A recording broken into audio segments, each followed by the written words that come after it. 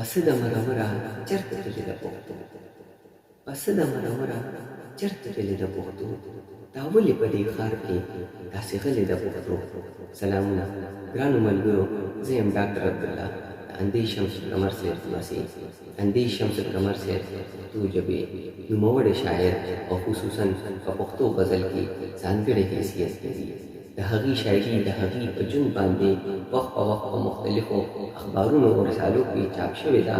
د هغې د شاعرۍ مجموعه پیمانه د غزل د هغې د تین نه پس چاپ شوي دي. دې وخت کې زما په لاس کې د اندیش شمس القمر صاحب کلیات پیمانه د غزل دی. راځئ چې د دې نه یو غزل واورو او خوندونه دې ووایو. هر ادا دې د سپرلي د ګل ثاني راغله، هر ادا دې د سپرلي د ګل ثاني راغله، زړه ته مې ستا د یاد د حسن پریماني راغله.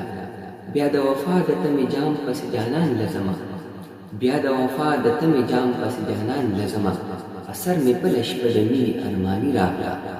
کم خوا چې خلک د کلیو کېدلو له روان، کم خوا چې خلک د کلیو کېدلو له روان، په هغه لور باندې سیلۍ د ځان ځاني راغله. اوس به زه چک چکه د بت درته ولاړ نه یم، اوس به زه چک چکه د بت درته ولاړ نه یم، ستا د ښایست د صحیفې سناخواني راغله. زه به دا ځمکه د جنت د باغچو سیاله کړم، زه به دا ځمکه د جنت د باغچو سیاله کړم، که په خپل ځان باندې په خپله دهقاني راغله. هر قدم بل قدم کې ونګ د همت واچولو، هر قدم بل قدم کې ونګ د همت واچولو، په خپله لار نه ستوماني نه پریماني راغله. وفا یې چا له امانت کړله خدای خبر، وفا یې چا له امانت کړله خدای خبر، د جفا خبره یې جولې له ارماني راغله. څه ترغونې د ماښام څه د سحر خړه، څه ترغونې د ماښام څه د سحر خړه، هره ګړۍ زمونږ په وینو الواني راغله. زمونږ په سر خو یې تابیا د وداني پرته ده، زمونږ په سر خو یې تابیا د وداني پرته ده، دې کې خبره څه د کلي د رواني راغله. اخر دا ولې د یو بل د وینو تږي شو مونږ، اخر دا ولې د یو بل د وینو تږي شو مونږ، اخر پس د رور ورور بدګماني راغله. د امید سترګې په لار څارلو سپینې شولې، په باچایۍ باندې سوره د غمخاني راغله. اوس پیرزونې د سپرلي ته د خبره پاتې، اوس پیرزونې د سپرلي ته د خبره پاتې، تاله د ګل شو کول ما له باغباني راغله. کم ځای به ځان په دې وحشت کې د انسان ګوري، کم ځای به ځان په دې وحشت کې د انسان ګوري، که تماشې له د ځوانۍ چېرته ځواني راغله.